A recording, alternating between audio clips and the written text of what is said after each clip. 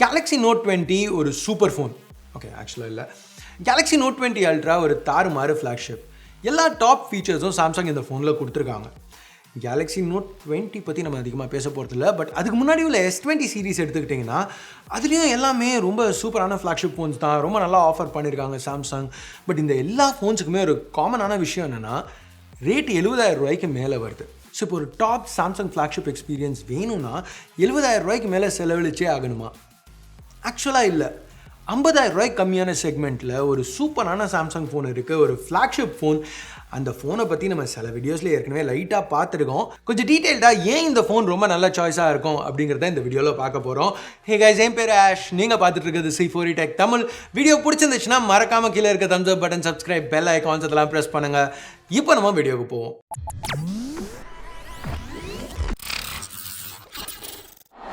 இந்த பாயிண்டில் உங்களுக்கு ஏற்கனவே தெரிலனா, இவ்வளோ நேரமாக நான் பேசிகிட்டு இருக்கிறது சாம்சங்கோட Galaxy S10 பற்றி. இது போன வருஷம் அவங்க லான்ச் பண்ண ஃப்ளாக்ஷிப் ஃபோன். ஆனால் 2020 இது ரொம்பவே ரெலவெண்ட்டாக இருக்குது.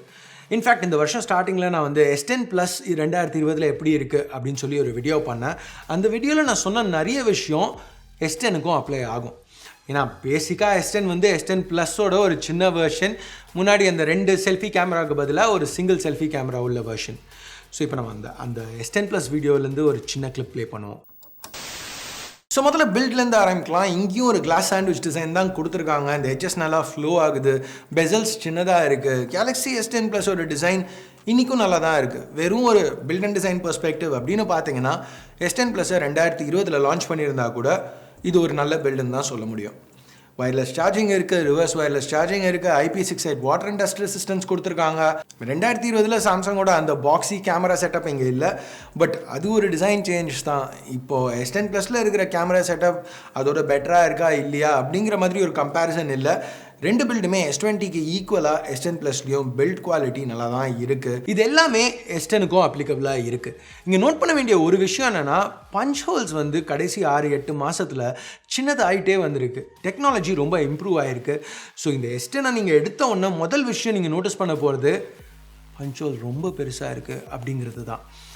அஃப்கோர்ஸ் இது நீங்கள் கடைசி 6-8 மாதத்தில் ஏதாவது புது ஃபோன் யூஸ் பண்ணியிருந்தீங்கன்னா மட்டும்தான். அதுக்கு முன்னாடி உள்ள ஃபோன்ஸ்லேருந்து வரையில இது பார்க்க சூப்பராக தான் இருக்க போகுது.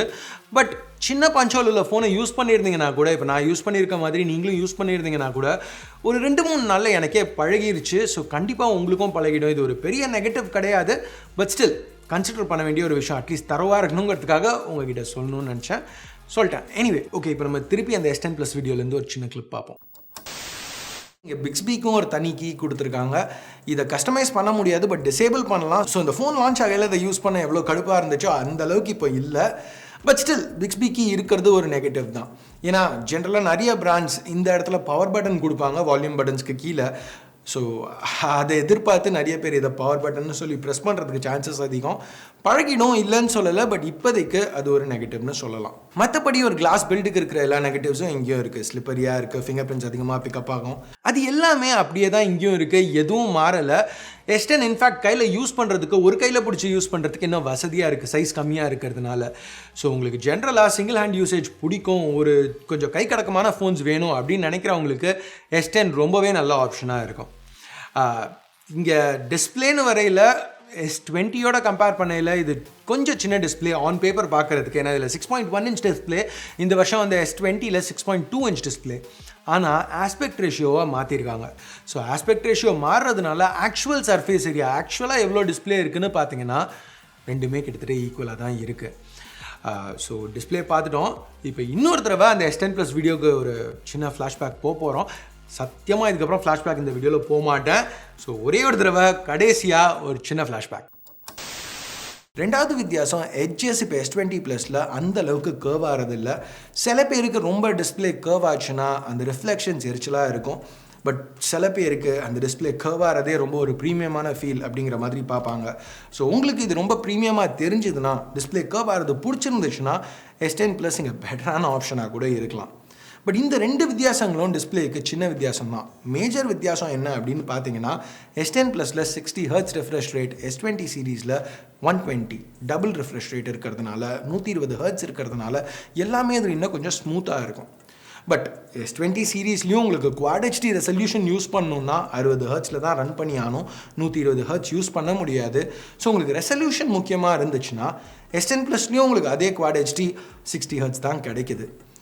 மற்றபடி டிஸ்பிளே ஒரு டிப்பிக்கலான ஃப்ளாக்ஷிப் AMOLED பேனல், நல்ல பிரைட்டான டிஸ்பிளே, நல்ல கலர்ஸ், நல்ல வியூவிங் ஆங்கிள்ஸ், ரெஃப்ரெஷ் தவிர எல்லாமே ஒரு 2020 ஃப்ளாக்ஷிப்பில் எப்படி இருக்கணுமோ அந்த மாதிரி தான் இருக்குது டிஸ்பிளேன்னு வரையில். ஸோ இது வரைக்கும் பார்த்த மாதிரி பில்ட் டிஸ்பிளே ரெண்டுமே 2020 இந்த பாயிண்டில் ரொம்பவே அட்ராக்டிவாக இருக்குது. ஸோ இன்றைக்கி தேதிக்கு ஒரு புது ஃபோனாக இதை லான்ச் பண்ணால் கூட பில்ட் குவாலிட்டி, டிசைன் நல்லா இருக்குன்னு தான் சொல்லலாம். ஆனால் உள்ள சிப்புன்னு வரையில் தான் ஒரு மேஜர் டிஃப்ரென்ஸ் இருக்குது. போன வருஷம் லான்ச் பண்ண ஃப்ளாக்ஷிப் சிப் இந்த ஃபோனில் கொடுத்துருக்காங்க.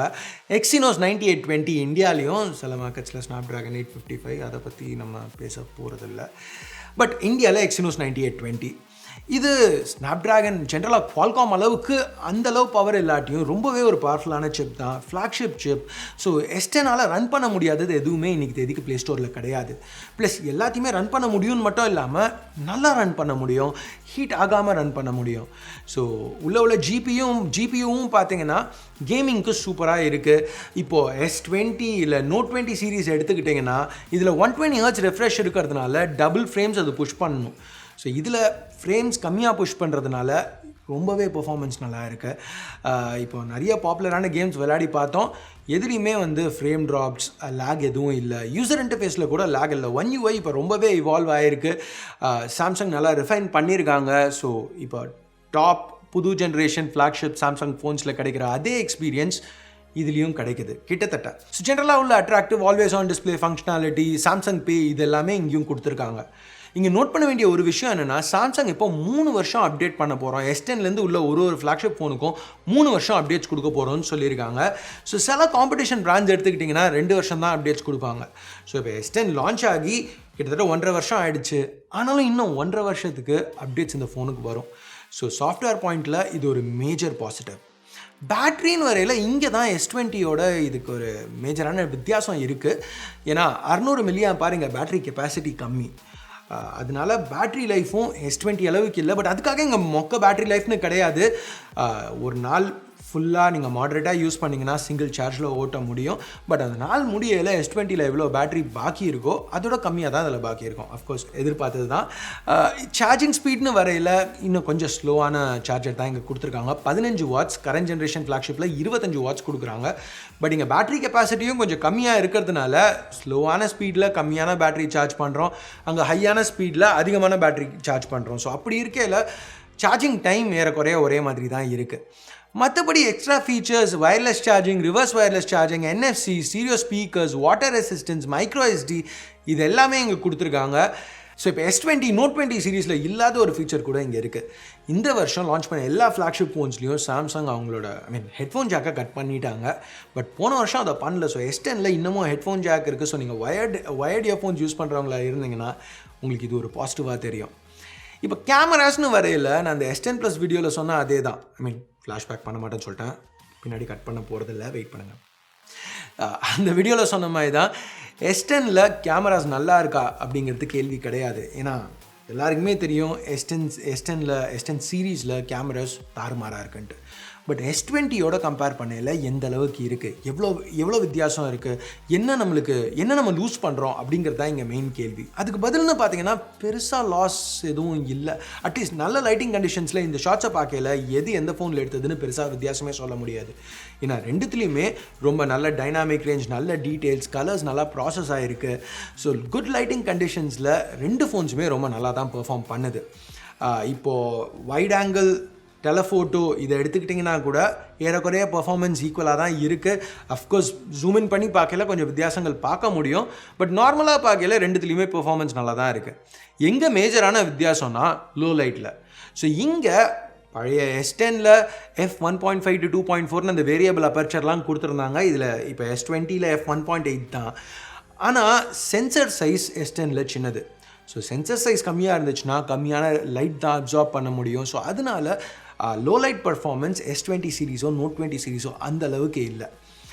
பட் அதுக்காக இங்கே லோ லைட் பர்ஃபார்மன்ஸ் நல்லா இல்லைன்னு சொல்லலை.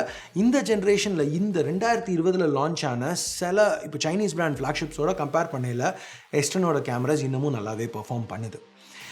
வீடியோன்னு வரையில் நோட் பண்ண வேண்டிய ஒரு விஷயம் என்னென்னா 8K சப்போர்ட் இதில் இல்லை. சூப்பர் ஸ்டெபிளைஸ்ட் ஃபுட்டேஜ் வேணும்னா 4Kக்கு பதிலாக 1080 தான் கிடைக்கும். 4K 60 FPS இருக்குது, அது நல்லா தான் ஒர்க் ஆகுது.